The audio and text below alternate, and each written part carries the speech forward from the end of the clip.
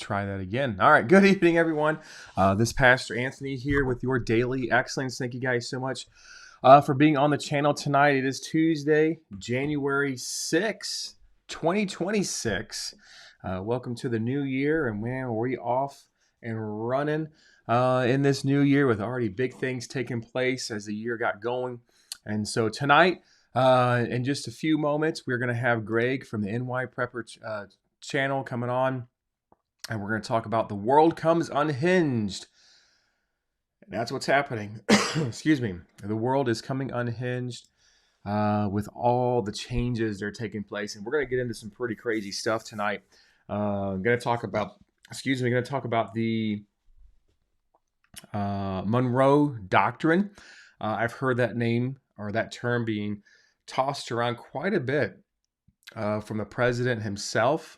Heard that on some of the news stations and things like that. So I went and did a little deep dive on the Monroe Doctrine just to see what that's about, and that kind of cleared some things up for me.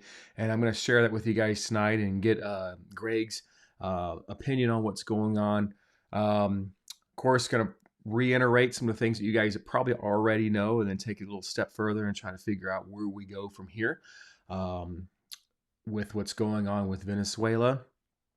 And the president being indicted here in New York, the reaction with China and Russia and the rest of the world, and what's being portrayed, how things are going to go. We also see peace potentially coming to Ukraine finally. Some things being signed over there with France and the United Kingdom working things back. So a lot of things taking place. This evening, I'll take you guys over to X tonight, just to kind of see things that are taking place there. A lot of protest, a lot of propaganda too. I mean, a lot of propaganda. It was some wonderful propaganda coming out of North Korea today, where the little man, Rocket Man, was shedding tears concerning. I can't remember the guy's name, the wife of the president down there in Venezuela, accusing that she was being abused as the U.S. kidnapped her, and he had tears coming out of his eyes and things like that. So some pretty interesting propaganda coming from that part of the world. And Greg says he is joining now, so any moment we will have him popping on, and we will get going. Of course, if you haven't done so yet, please. I had this feed up and going since yesterday, hoping people would be able to get notifications, hit that bell, things like that. But best way we can spread the word, especially if you're here on YouTube, is give us a like, thumbs up, share, subscribe to the channel. Welcome all those of you that are watching over on X this evening. And let me see if we can see who's all watching us over on X. Looks like we've got a couple of viewers over on X. And then, of course, those of you guys watching us over on Rumble tonight, we got a few of you over there. So thank you guys so much for being here, being a part of our broadcast this evening. We got 59 of you over here total. We are not on Facebook tonight. I don't know what happened over at Facebook. There was an error over there, and it would not broadcast. So I hate it for those on Facebook, but hopefully those of you that watch over there will migrate over to one of our other channels, as we'll be live there. Or if you haven't done so, make sure you do follow us over on Facebook or on Instagram. Links are in the descriptions box below. Check us out over on, let's see. Check us out over on Patreon too. If you haven't done so, we would love to have you guys join us there. Patreon, by the way, is completely updated, and we are back on track over there. I was gone for about a week with family and holidays and stuff, so I got a little bit behind over there, but we are back and going there on Patreon. Please support us over there. Like I said, Daily Excellence, we are not funded by the government, okay? We don't do tithes or offerings here because we ask for you guys to keep that keep that with your ministries in your hometown, states, country, wherever you're at and watching us from tonight. But we are listener supported. What that means is that you guys are who keeps this channel up and going.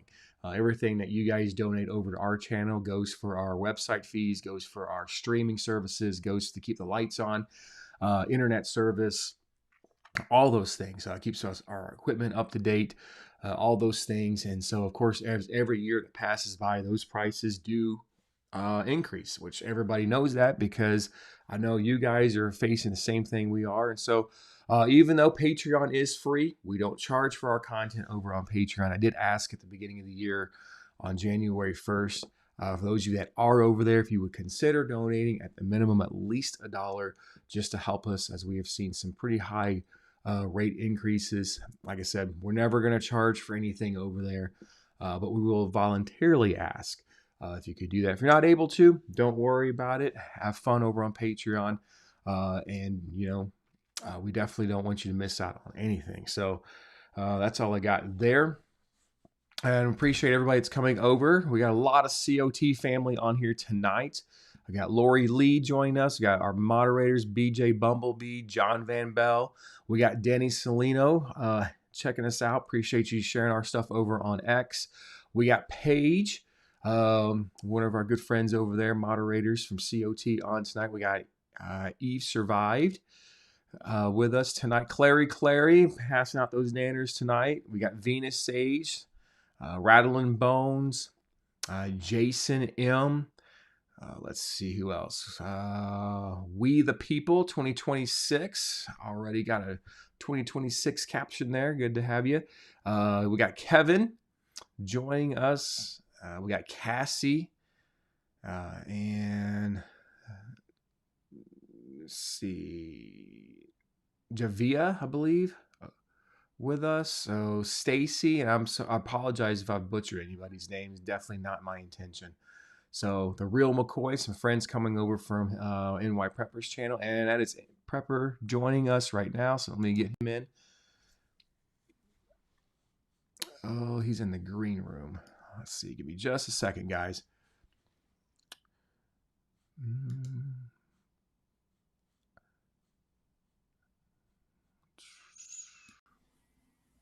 Oh, I'm going to put you on the right. There we go. All right.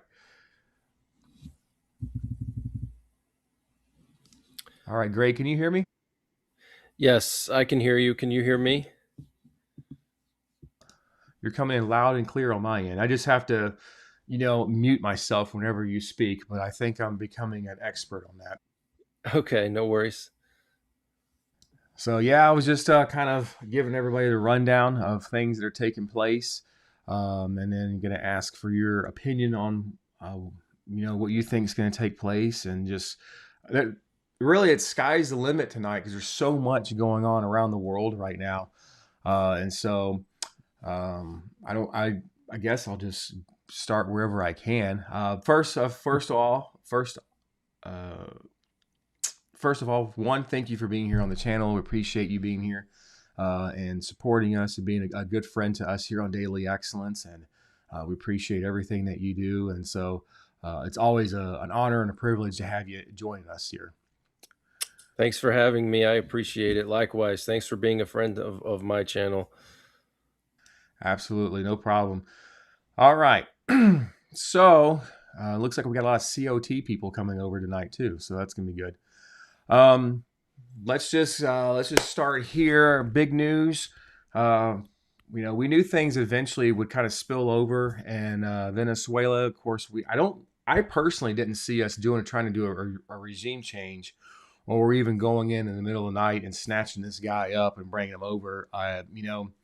Maybe you're smarter than I am when it comes to world affairs and the art of war. So maybe you saw this one coming, but I personally did not see this one coming. It was a bit of a shocker, in my personal opinion. And so, I'm conflicted on my thoughts concerning this. One, I'm happy for the people of Venezuela because they're getting liberated, and hopefully getting liberated, and maybe be able to be prosperous country once again. Then there's another part of me, what's the real reason why we did this? Was it because of drug trafficking? Was it because of human trafficking? Was it for the oil? 20% of the global reserves are in that part of the world. And here's a term that I'm going to toss around tonight, Is it a bigger picture? Is it the Monroe Doctrine? What are your thoughts tonight? Yeah, I mean, I think it's a combination of all those things. I'm also cautiously optimistic about it, try to remain optimistic and hope that, things can stabilize over there, and you know, a leadership can emerge that's, friendly with us and can play nice with the rest of the world, rather than just kind of being like this isolated sort of North Korean type of place, like, socialist, communist type of country.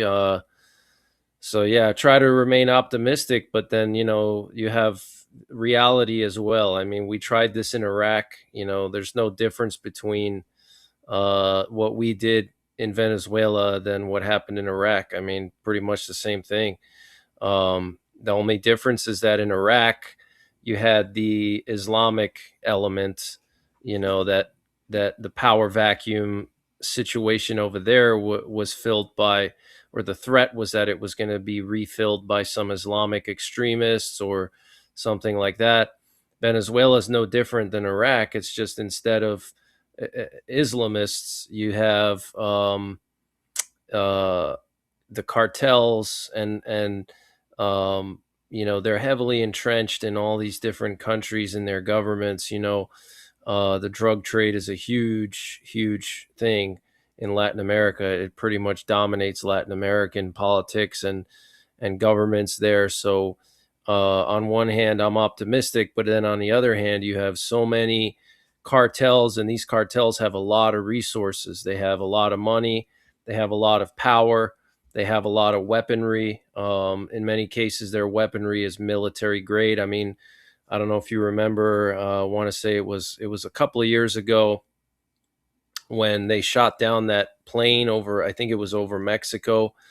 They used a Stinger missile to shoot down a plane in Mexico. One of the cartels. I think they shot down.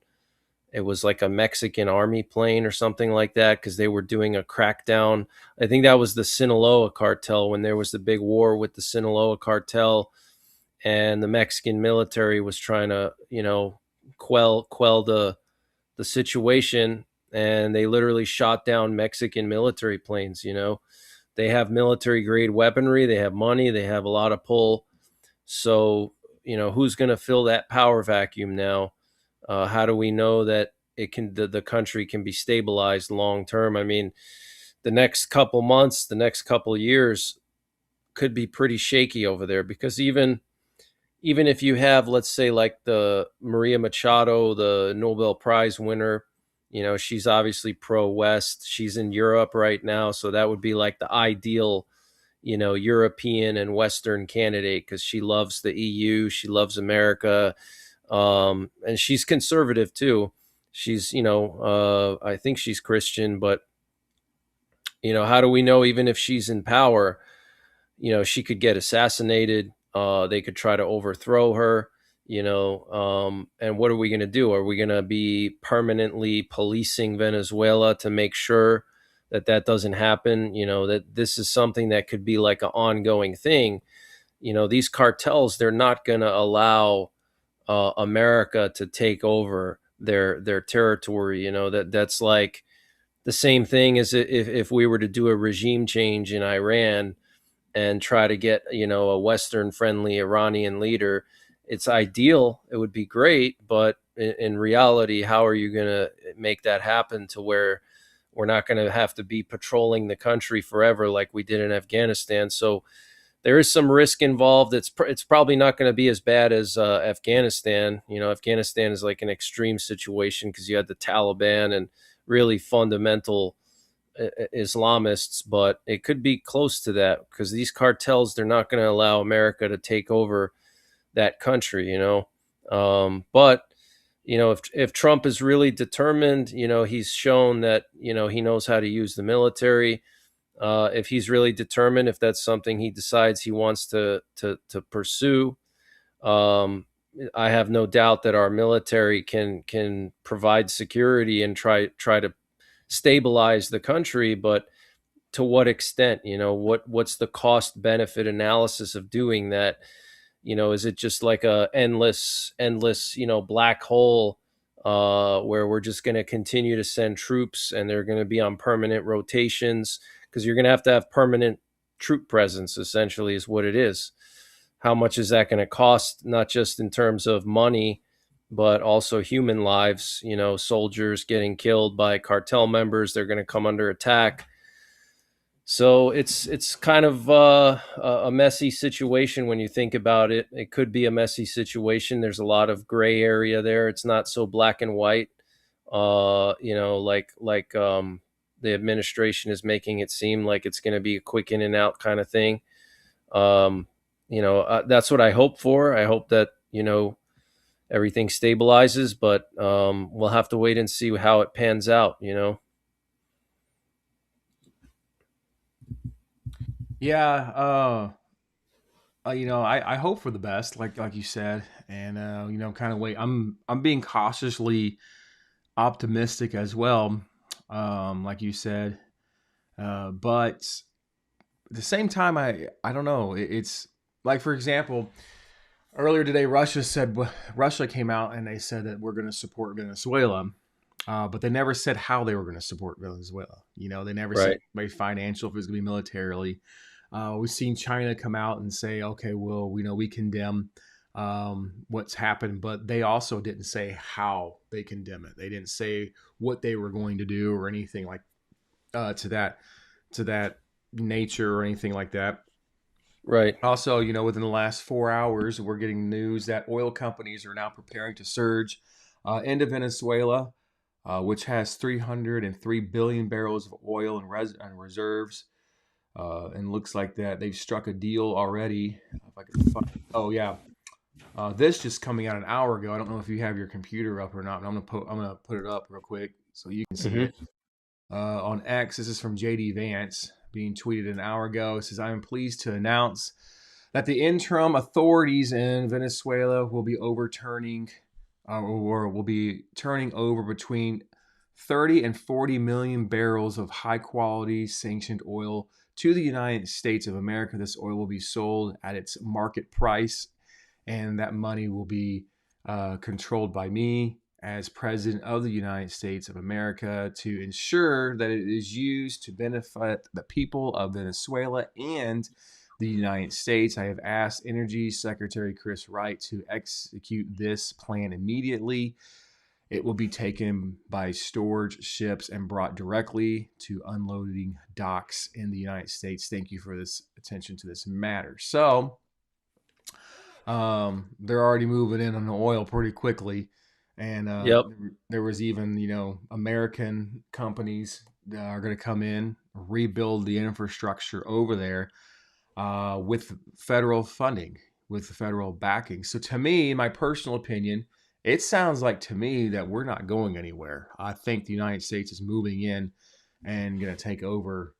We might put somebody in, but it looks like, at least while Trump's in office, it's going to be, you know, kind of reminds me of maybe another Puerto Rico, another Guam type of thing where they have their own government, but really it's going to be a U.S. territory, you Right. know. So there's that aspect of it. And then, so we'll see what happens. But like you said, you have a lot of cartels, a lot of guerrilla warfare in that area. And that was kind of another point that was brought up. And I wanted to ask your question on this. It was brought up that Cuba, for example, gets a lot of their revenue, their economy, however you want to put it, comes from Venezuela. Well, now that's been cut off.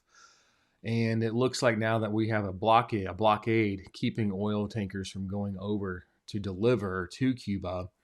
And the idea, and this is coming from the president himself, is to bring Cuba to its knees. So, do you think, we're just hypothesizing tonight, but do you think there's a possibility that we could go in and do the same thing to Cuba that we just did to Venezuela?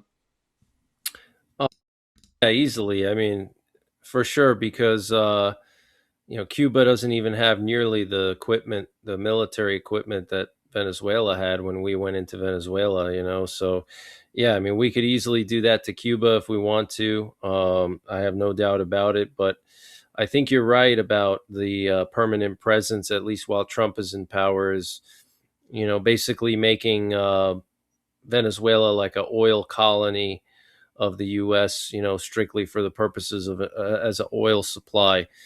Because if you look at the proven oil reserves, Venezuela has the largest proven oil reserves in the world. They have, I think, 300 billion barrels of proven reserves. Saudi Arabia has 260. I think Iran has like 200. Iraq is like 150, 180. So, more oil in Venezuela than Saudi Arabia. If you think about it from just a pure business point of view, it's really a no-brainer for the United States. Why should we continue to import oil, which drives up our oil prices? And also, if you think about like a world war situation, oil is the lifeblood of any military at this stage of our human history. We still have internal combustion engines and jet engines that are powered by derived, oil derived fuels. The base of these the fuels are made out of oil. Gasoline, diesel, jet fuel. The base is oil, crude oil. So if you're thinking about like a world war, if let's say we go to war in the Pacific over Taiwan, if China attacks Taiwan and we have to go to war, what if, let's say, Saudi Arabia says, I'm sorry, but we don't want to supply oil to you anymore because that's going to make us a party to the conflict. We don't want to get attacked by China or Russia or have something negative economically happen. So we're going to have to cut supplies, that could easily happen, with a lot of a lot of the countries there in the Middle East. They could step away and say, look, we don't have to give you oil, and that. So I think Trump is just trying to set up an independent oil supply for us, so we're not reliant on foreign countries. We don't have enough oil in the U.S. to fuel everything here by ourselves. We just don't. I don't care what people say about Alaska or the Canada, Texas. It doesn't matter. It's not enough. We have over 300 million people. It's just not enough. Prudhoe Bay is nothing. I mean, the reserves there are small. Okay, even if we drilled all of Alaska, all the 50 states, if we drilled everywhere, everybody's backyard had a well, it wouldn't be enough. So we need that oil from Venezuela to fuel the machine, the war machine, if there is a World War III scenario. And then obviously the economic benefits of having lower prices, it's common sense. So, Trump, I think, has always wanted to do something like this, because if you go back to his first term, he said probably hundreds of times, it was like a famous thing, like, going back to his first term, how many times did he say, oh, we went to Iraq and we didn't even take the oil? I mean, I'm sure you remember how he would criticize Bush nonstop, how we went to Iraq and we didn't take the oil. He said that like a broken record. So, I mean, it's obviously something that was like sort of a dream of his, to go in and take oil from all these countries. I think that's a literal goal of his that he's had for a long time. And he probably figured Venezuela is a low-hanging fruit, because they don't have a big military. There's no American bases there or anywhere nearby. So it's kind of a no-brainer. It's an easy win, versus, let's say, we try to go into Iraq, which is already an independent country. There's bases there. It would be messy if we tried to do something like that with Iran. We tried to do a regime change with them. They have missiles, they have tanks, they have jets. So Venezuela was kind of an easy victory. So I think you're right. Permanent presence, and yes, Cuba for sure. I think that's going to be next. Maybe Colombia. I don't know. I don't know if we'll go into Colombia as much, because Colombia, yes, there's a lot of cocaine factories there, but the oil's not in Colombia. The oil's in Venezuela, So the big motivation here, in my opinion, was the oil. That was a big perk of not just stopping the drug flow, but also increasing oil flow. Yeah, they were talking about Cuba probably being next, and then there was a lot of um, what do you call that? I guess rumors that if we could get Cuba, that it would ignite the tourist industry in the United States. And maybe be an extension of Florida or something with all the beaches and going in and doing all that kind of thing. And then they talked about Colombia, and I think the government's really looking at Colombia because it came out today. Like you said, there's not a big oil reserve there. However, they do have a valued $42 trillion in minerals Oh, uh, wow. in Colombia, and so I think they're eyeing Colombia. Um, and then, of course, tonight, I saw on X, and I don't know if it's true or not, so I would say unconfirmed report. But it looks like Marco Rubio is attending a meeting with the Danish or the government of Denmark, and I forgot who the other government is, in Greenland, with the idea of the United States taking over Greenland.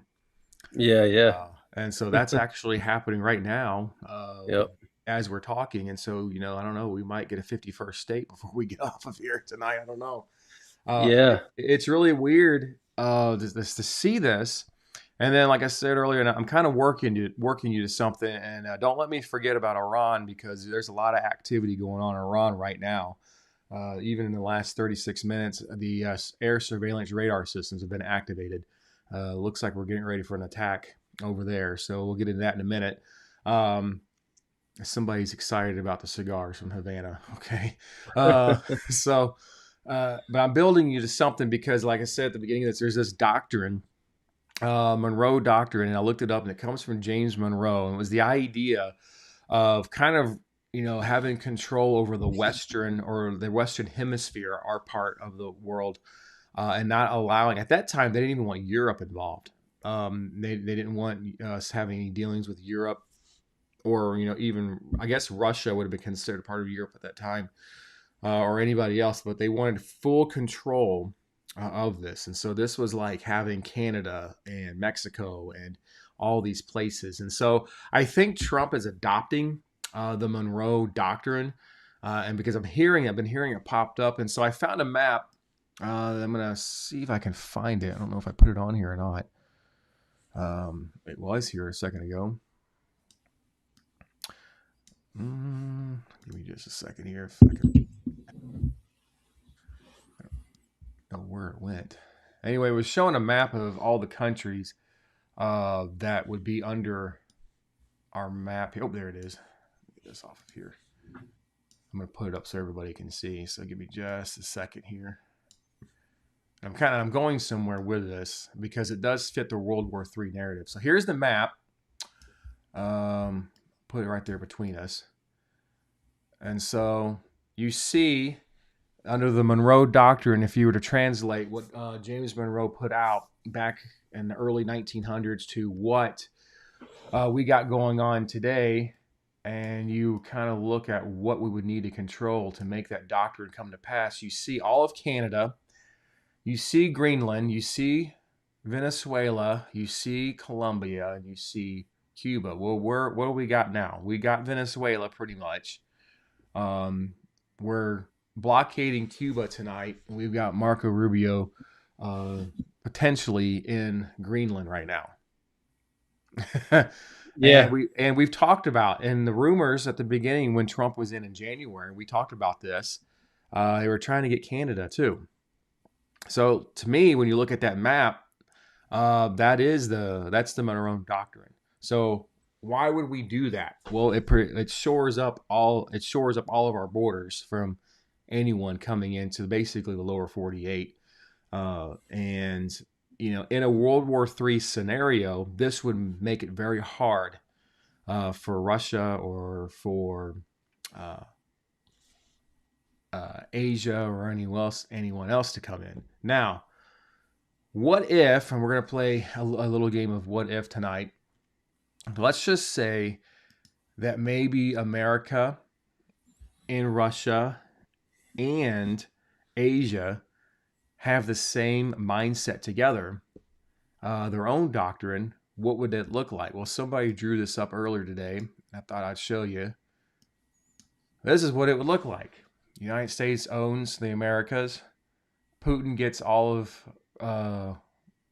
of Europe, and Asia takes and half of Africa. Asia takes the other half of Africa, Australia, the Pacific Southwest, Taiwan, all those islands, and gets India. So when you kind of look at that and you start looking at what's going on in a global aspect, it almost makes you wonder, well, maybe this is the new world order. Maybe this is the reset where the three main countries get three parts of the world. Then you set up for, okay, well, who's going to be the top dog?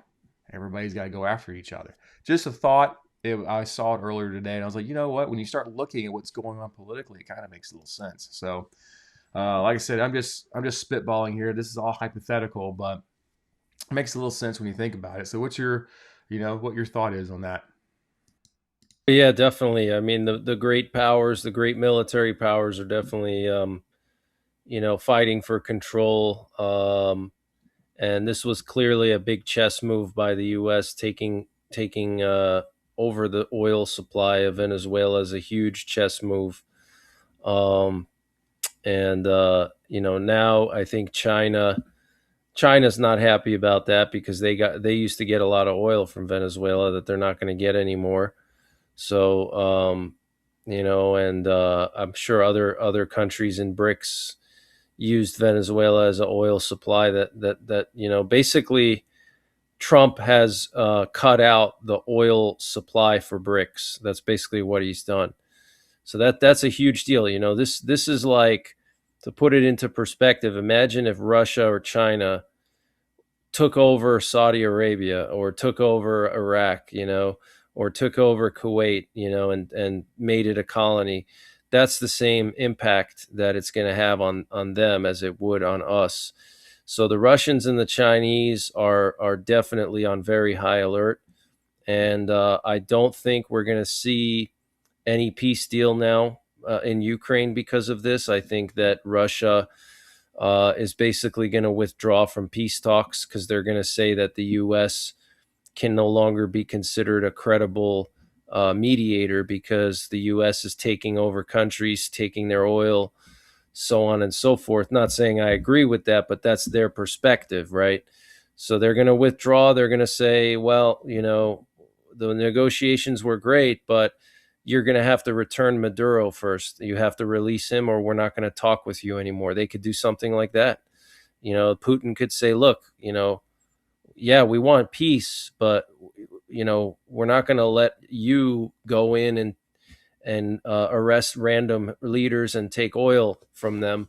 We want you to release Maduro. They could do something like that, But I don't think we're going to see peace in Ukraine. I never thought we were going to see it since the beginning of the Trump presidency. I've said it numerous times. There's not going to be any miraculous peace deal.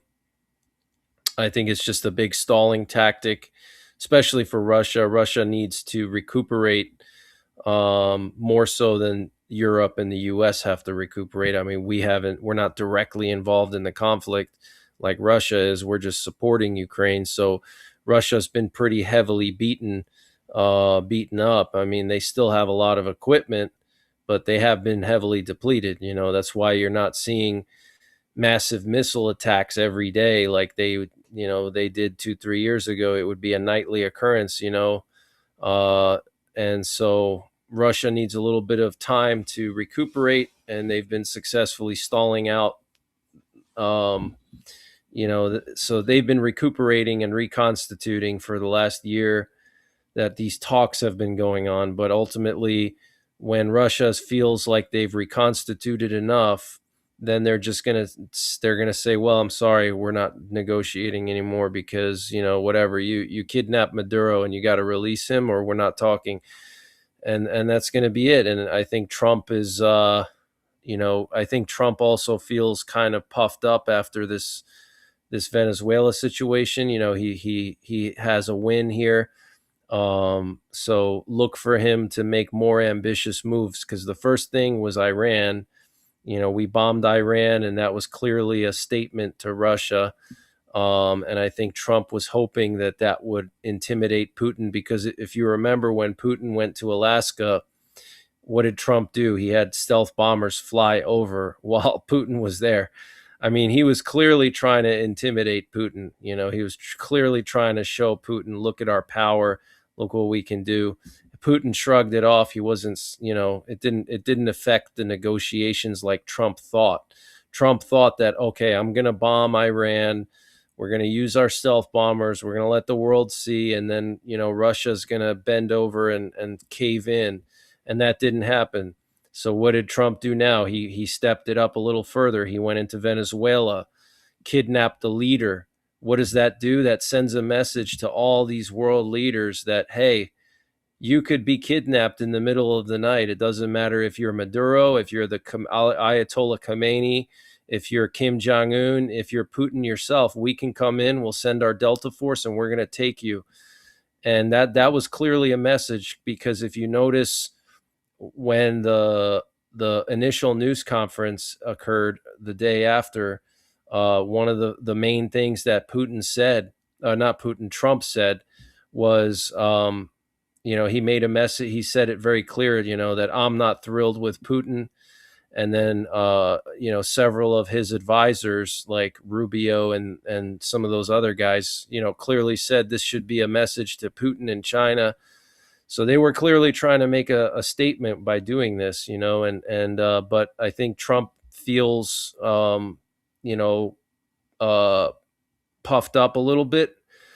And so he's going to do something else now. He's not going to stop. He's got momentum. It started with Iran.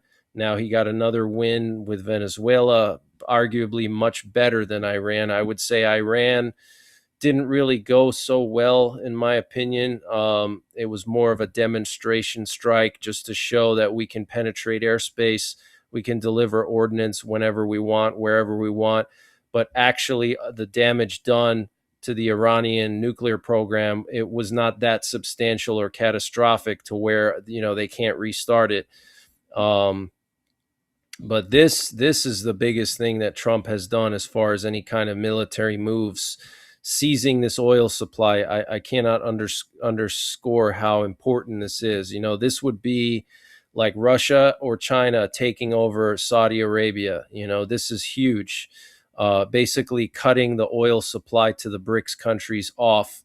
Now, basically, Russia's mostly the main oil exporter in the BRICS nations. India gets oil from Russia. China gets oil from Russia. I don't know what Brazil does, but, so look for Trump to make another move somewhere else, not just in Latin America. I think the next step is going to be Iran. I think Trump wants to eliminate the Islamic regime in Iran and kind of have a more moderate regime in control of Iran. That's going to be the next big one, I think. And I think once we do that, I think that's going to be like Putin's hard line, where we're going to go from the way we've been with Putin and China, sort of trying to reset relations and being friendly, where Russia and China are going to be like, okay, this is the same song and dance that we've seen before from Bush, from other American presidents. So we're just going to go back to our old ways of being adversarial. And so then tensions will start to escalate again between the U.S. and Russia. Now they're not so bad, but the honeymoon period is diminishing quickly. So, Yeah, I think we're talking about Ukraine a moment ago, and there's a lot to add on to what you just said. Let's see. I think I'm going to start with this, and you can backtrack whenever you feel like. But I think, in my personal opinion, I think Trump is just done with Europe in general. I don't think he cares what goes on over there anymore. I think he's moved on. Yep. And I hate to say that 'cause that's bad for the people of Ukraine, but I don't even think Trump will do anything if Russia was to come in and just take Ukraine completely, which they very well may do it. And Right. they can say, and like, and it alludes to what you were talking about. They could say, well, you guys took Venezuela, you guys took Cuba, because we're probably going to take Cuba within the next week or two, and no one stopped you guys, so you can't come over here and tell me we can't take Ukraine, which used to be part of us anyway, because it would be Right. critical. So, I think, and somebody here just commented. I'm sorry, I don't remember your name, but somebody commented that Russia's probably just going to take back the whole USSR at some point. Very well That's could what be. they That Yeah, very that's well what they could be. want to do.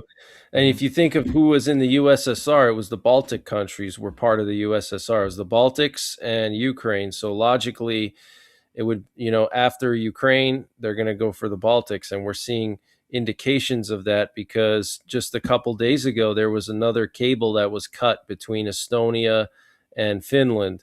So they're slowly cutting all these cables that connect the Baltics to outside, and so they're isolating the communications before they invade. They want to cut all those communications, and then all they got to do is just cut the power supply, which is easy to do with missiles. They blow up the power poles, and that's it, and then they can go in and take over. So I totally agree. Yeah. That's a very good point. I think China may go into Taiwan now because they're so mad. So yeah, I totally agree. And then, we were talking about Iran, that being the next move, and I think that move may be coming tonight or tomorrow. As like I said, one, you've got the revolution, and they're calling it a revolution now. Um, as everybody's taken to the streets, they're the people of Iran are asking for a moderate government. They're done with that regime, and we've seen this before. I believe it was in the 1970s. We had something like this. Where there was a revolution. Of course, that revolution turned Iran into a predominantly Muslim country. Before then, it wasn't. It was a lot like the Western world, where Yep. women were educated. There was a free system and a free enterprise. And I think Iran wants that back. That's what we're seeing here. And so, of course, Trump. We've been hearing for the last several days that Trump was like, "Hey, if that regime goes in and they start shooting people for protesting, we're coming in." And so that kind of bolstered the protesting even more. Like, hey, the United States may come in. They've already had our backs once. They may really do it. And so what we saw last night, it was an unconfirmed report, by the way. I don't know if this actually happened or not, but I did see a video on X. But we have to be kind of careful what you show on X because it could be AI engineered. But the unconfirmed report is the Ayatollah Khamenei, whatever his name is, got flown out of Iran into Moscow, and then that Russia is housing him as the country is toppling, and where our country is watching that very closely. And as you alluded to a little while ago, it has come to public knowledge that we didn't get all the nuclear bases. We didn't get it all, and so there. This is what this supposedly what this next strike that we're expecting within the next between now and the next 72 hours with Israeli backing is to go and finish the job. And that's what we're looking at right now. And so that could be the next thing. And here's the thing about that is, to going back to the oil, is if we go in there and we get control, Trump's going to take that oil too out of Right. Iran. Oh That's yeah, that's definitely. OPEC. Right. And Right. so you're talking about not only China and Russia losing support from OPEC from Iran, but then it'd be they're losing Venezuelan orders oil as well. So you're starving two countries. Well, it's kind of like backing a dog up into a corner. What's going to Right. happen with that? Yep. Because that's I think what did it come out with? They said China would lose like what 70% of its oil if that happens, and there's a real Yep. possibility that could happen within the next 72 hours. Yep. While here at home we may be going paying $1 for gas again. Right. So, Yep. but yeah, that looks like that's what's coming up next is here in Iran. They're getting ready and they're bracing themselves for more Well, another thing too attacks. is that we could go into Afghanistan again too, and really sort of subdue the entire Middle East, put it under our control, because we know that Trump he said a few times that we want to go back to Afghanistan and take our equipment back from the Taliban. Remember when Biden left all that equipment? He said we're going to go in and we're going to take that equipment back. So I think Iran is next, in my opinion. I think Cuba is not as urgent, I would say, unless there were like missile systems there that Russia had, which they're not. Otherwise, we would have already gone in. But I think like Cuba, Colombia, I think those are on the table, but not as urgent as Iran. I think now they want to get Iran out of the way, get that over with, especially with the uprising that's going on, which we know is obviously the work of CIA and Mossad, clearly sponsored by them.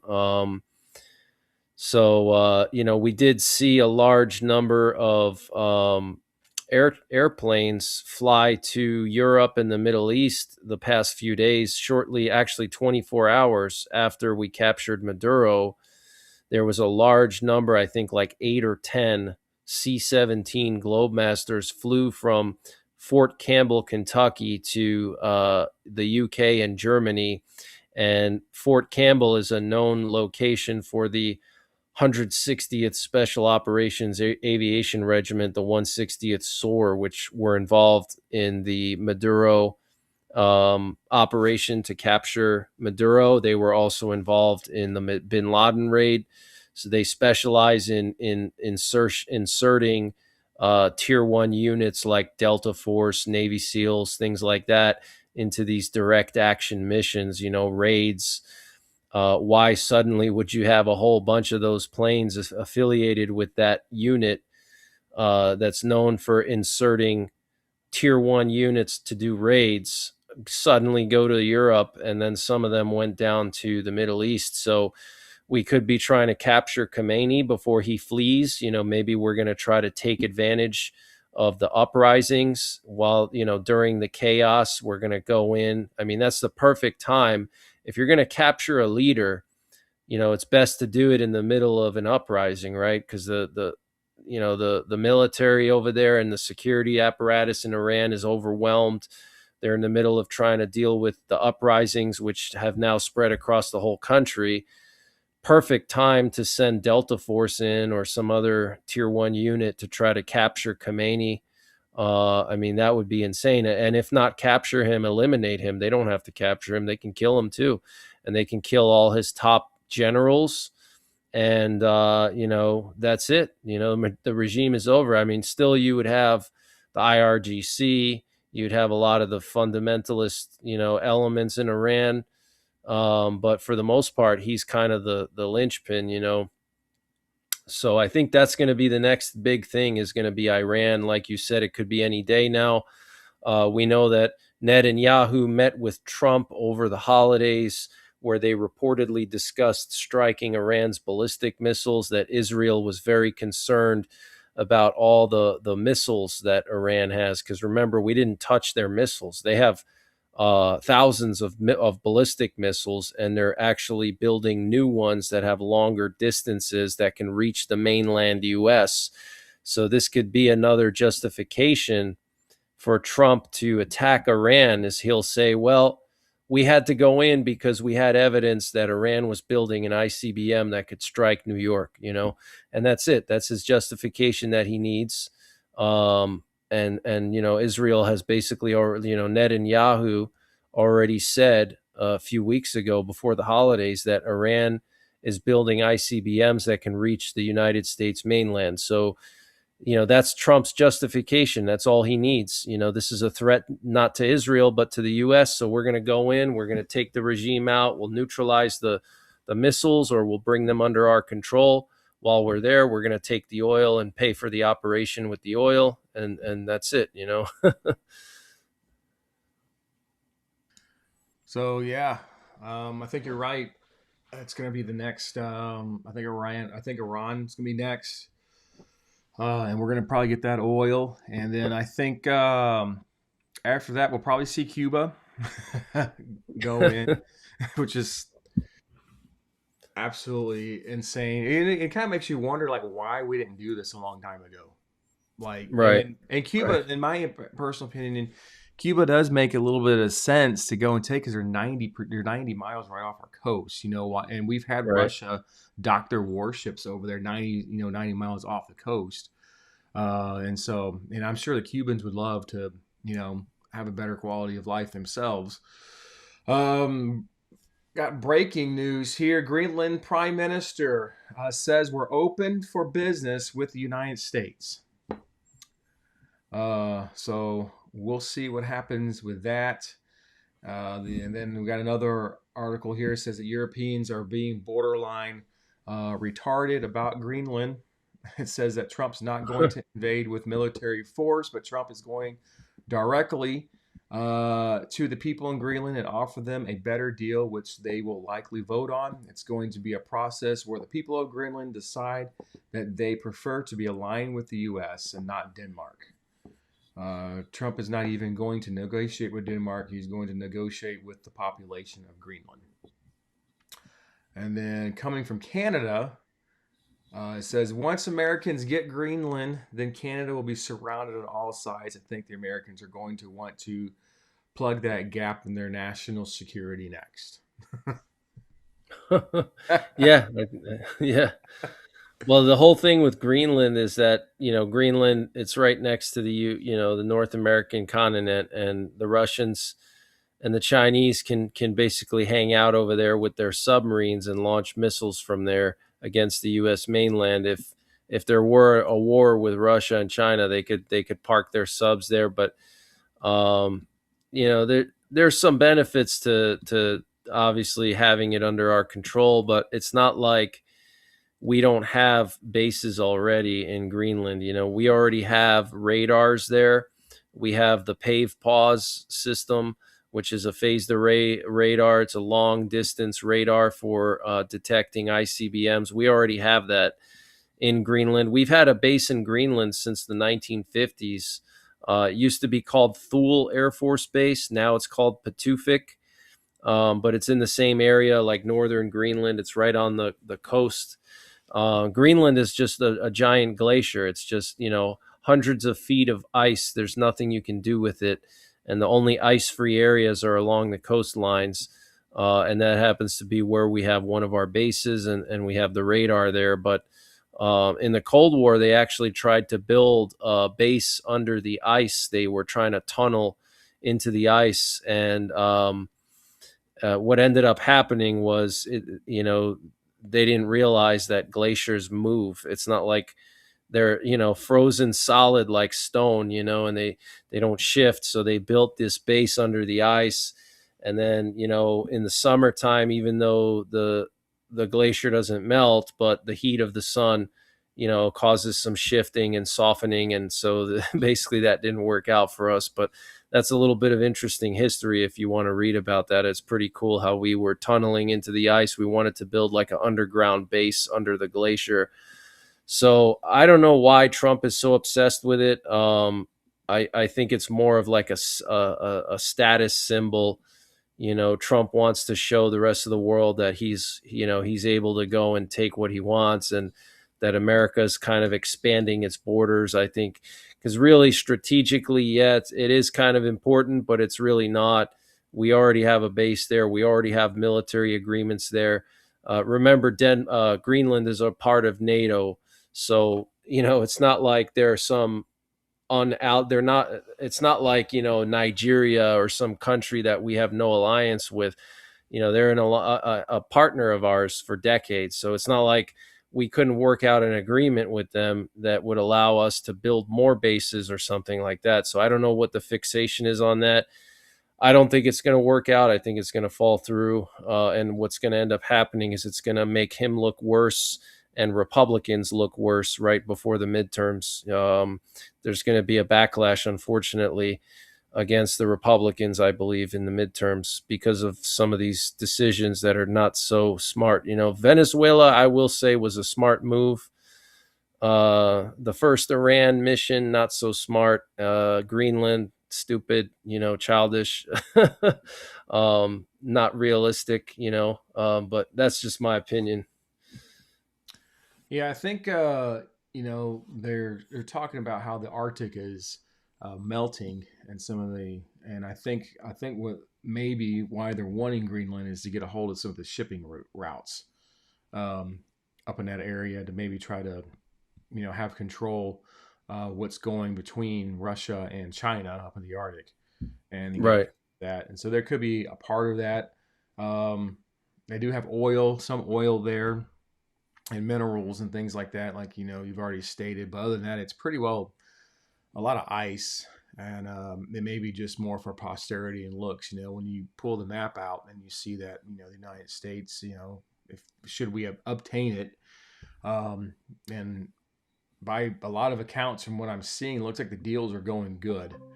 Oh, really? But at front door. So if we do obtain that, and you shade in America red on a globe, it looks like we own like a quarter of the planet. Um, Right.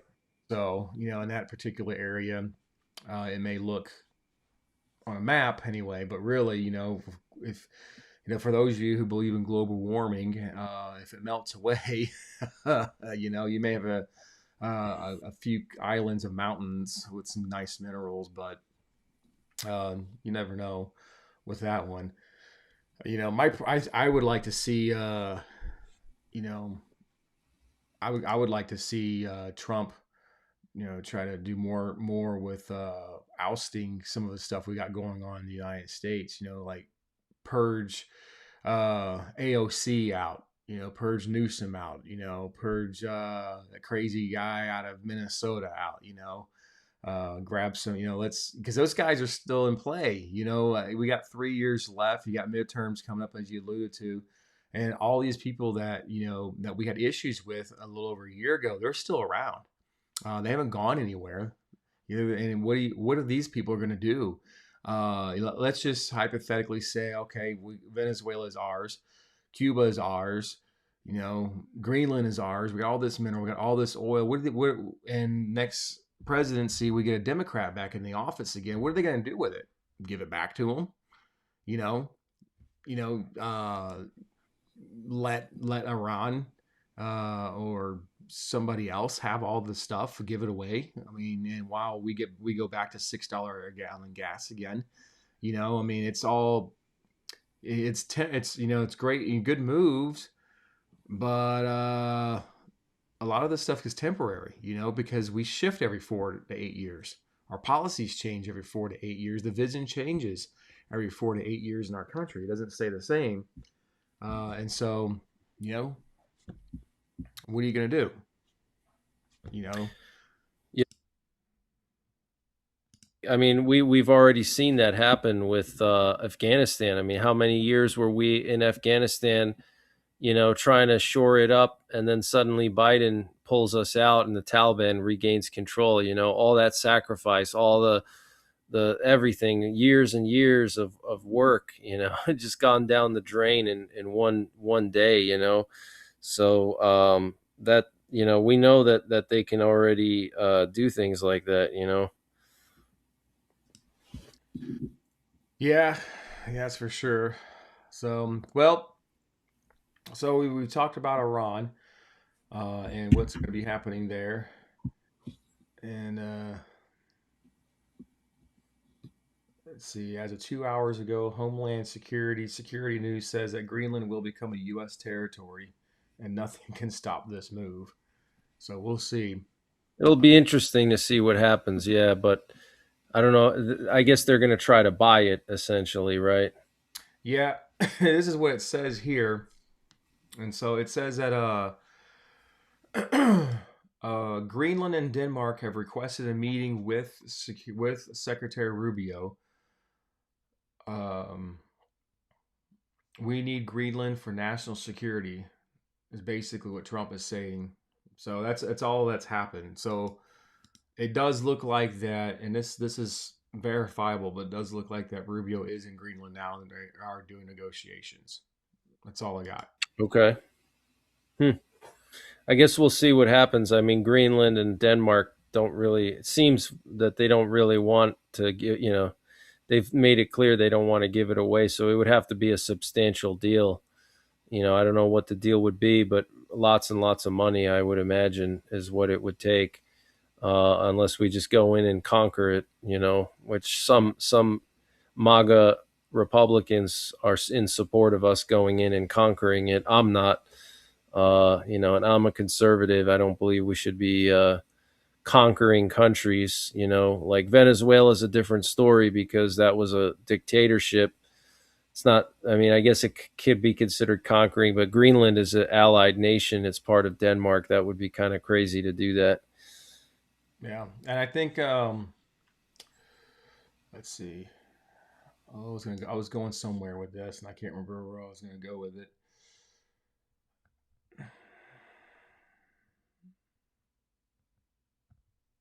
Yeah, I don't remember where I was going with that. I just completely lost it. Um, oh, that's I remember now. Yeah, well, who was it? I think it was somebody out of France was talking about today that if because the Europeans don't want us getting Greenland, they said if they did that, they would go against Trump and seize of all American air bases or military bases. That they would just take them all, and then they said that they don't need the United States for protection or anything like that, which it's kind of crazy talk. Yep. So Yep. I think they'll. I think it's just talk, but if it was to happen, I think that Europe would just eventually go along with it because they need our military and our protection and our money. So, but all right. Anyway, Africa. Somebody's wanting to know what's your opinion on the African nations? Somebody's asking about the African nations. We went in and we did a little military campaign over there last week. So I honestly haven't been looking at them the last few days, but I do know that China's got a lot of investment in Africa.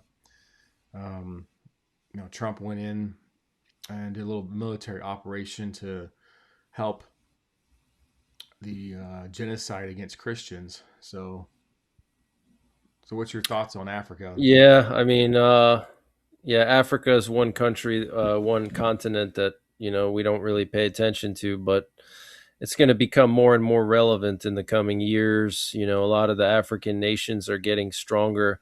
Their GDPs are growing, like Nigeria, for example. Different countries in Africa are going to become more relevant. Um, there's a lot of minerals in Africa, gold in particular. There's a massive amount of gold in Africa, so we're going to see more and more interest in Africa as time goes on, especially from China, the U.S., Russia. They want those minerals. There's a lot of resources in Africa. There is also arable land in many parts of Africa for crops. So yeah, I think it's going to become more and more relevant as time goes on, for sure. We got a little bit of new breaking news. United States orders Venezuela to end all relations with China and Russia. Wow, that's a pretty bold. Wow, that's funny. Yeah, Wow. so we'll see what happens if that goes through. Let's see. Yeah.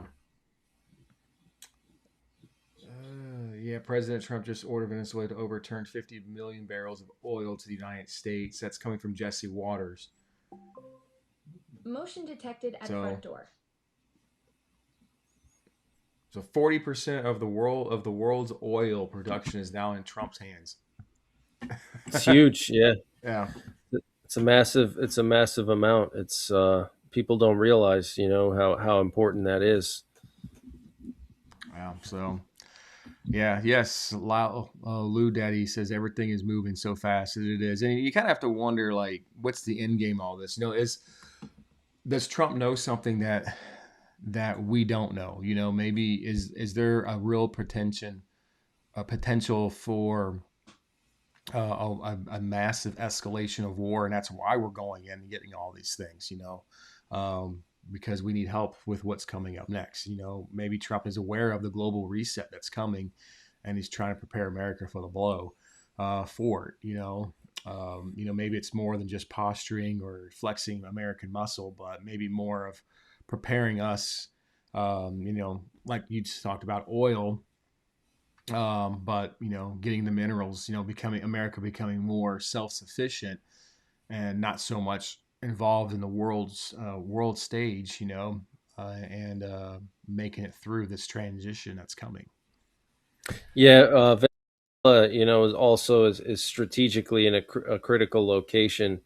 It's right in our backyard. We certainly don't want Russia and China docking their subs there and having the ability to launch missiles at us, from there. And then, Cuba is logical, and Colombia, people don't realize Colombia is the gateway to Central America. That's where the Darien Gap is. Would make sense to have some influence in Colombia as well.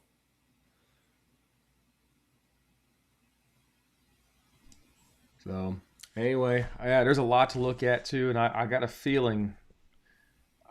This time next week, we're gonna be talking a lot. I got a feeling probably before this week is out, we're gonna be talking about Iran, their oil. We're gonna be talking about the nuclear sites in Iran. We're gonna be talking about Cuba, and we might even before the week is out, we might actually have Greenland. I That mean, would be crazy. Yeah. it would be it would be absolutely insane. No, and I Yeah. remember Yeah. like at the beginning of Trump's term, like just him talking about all this stuff, and I thought it was crazy. I thought maybe he was starting to become demented like Biden. Right. Right. No, I mean, I think, Greenland, if we can work out a deal with them where, we can, either lease it or buy it or whatever the case may be, certainly wouldn't be a bad thing, right? I mean, I wouldn't be opposed to that. There would have to be a cost benefit analysis done. That's one thing that, I've been talking about a lot lately, is that, many times you on the outside, it seems so good, like, yeah, we're going to get Greenland, that's such a great thing. But when you actually add up the costs of everything to acquire it, what we get from it, is it really that good of a buy? We have to start doing cost benefit analysis, like the drug boat strikes, for example. How much money are we spending to blow up these drug boats, and are we getting our money's worth? Is it worth scrambling, multi-million-dollar fighter jets and using high precision weaponry to blow up a skiff that may have 100 pounds of cocaine? Is there a cheaper way of doing that? I know it sounds crazy, but you don't really want to use a sledgehammer to crush an ant, when you have ants running around your house, because the ants are always going to be there and you're just going to damage your house, so you have to figure out more cost effective ways to do things, and would there be how would this benefit us financially, and what's the cost? We have to start looking at that, I think, with all these different operations we're doing. Yeah, and there's the thing too. You know, we may not even acquire it as a state. It could just simply be a territory. Right. Where in territories, it would still have their governance, much like Guam and Puerto Rico and some of the islands that we have. They would Sure. still hold on to that. It would just be considered a territory. And I'm think, Right. and I personally think that might be the direction that goes. Where Well, that's what they want. yeah, The they would have to agree to that. That's the thing. I don't know if Greenland wants that. I can't see them agreeing to that unless there's a substantial money involved in that. But I could be wrong. Who knows? We'll see. yeah. So well, I think this would be a good pausing point for tonight because we've already passed our hour, and I don't want to keep you any longer. But I do appreciate you coming on here and us just kind of just going back and forth and hypothetically discussing things this evening. A lot going on in the world, and I think it's just the beginning. We haven't really seen the reactions from China and Russia just yet, other than a lot of words, but nothing coming from either one. And I don't know if there really will be anything in the short term, but maybe in the long term, we might have something going on. But I do appreciate you coming on tonight, and we'll definitely be doing this again probably in the near future as these things continue to unfold tonight. And so I do appreciate you coming on. And if you got anything you want to say before we head out tonight? Thanks for having me, and I'm looking forward to coming back in the future. Absolutely. So for those of you guys here on the Daily Excellence side, if you want to catch Greg, you can check out his channel over at NyPrepper or New York Prepper over there. Let me see if I can get to mine. I was trying to pull it up for, here we are, for everybody real quick. And here's his channel. Let me pull that up. So this is his channel. Go over there, check it out. He's got 24-hour feeds that go all the time. And he's always got stuff going over his channel, looks over at flight patterns, military movements, keeps up to date with what's going on with breaking news and things like that. And of course, he's also a prepper. So he does things about his, ammunitions, ammo, and life, life skills, things like that. And so make sure you guys check him out over on his channel. We have a button there in the under featured channels you can go check out. And of course, he's in our description box below. So we definitely advise you guys to go check him out. All right. Other than that, that's all I have for everyone. Thank you guys so much for being here. We'll be on with you guys tomorrow night with Pastor Talk with myself and my wife, as we will ring in the new year with a devotional for you guys. And of course, we'll keep you guys posted, up to date with things that are going on. Next Tuesday night, we'll have Stephen Ben-Nun with Israeli News on with you guys. And we're going to be talking about things that are going on with Planet X and some of the disclosures, because every time a disclosure comes out, something crazy like Venezuela pops up. So we're going to get into that discussion with him next week and some of the moves that Israel is making. So you don't want to miss next Tuesday night as well. And of course, COT archives, that will be premiering over on DE Studios in about 30 minutes. You can catch that over there, and new material coming out this weekend. So that being said, everyone, have a great evening. God bless you. Thank you for being part of the channel. We'll see you guys tomorrow night, 6 o'clock. Good night, everyone. And, wrong one. There we go.